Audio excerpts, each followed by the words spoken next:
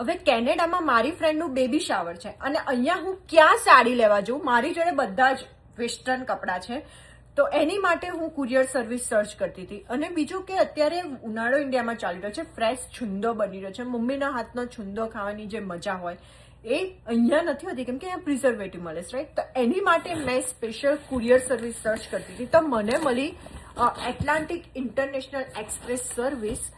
તો જોઈએ કે કેવું પેકેજ છે.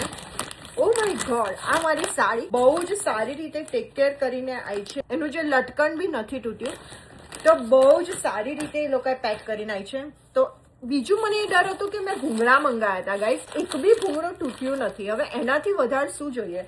તો એ લોકો બહુ જ એક્સપિરિયન્સ છે અને બહુ જ બધી કન્ટ્રીઝમાં છે. એની ઇન્ફોર્મેશન નીચે છે, આપ તમે જરૂરથી જોઈ શકો છો.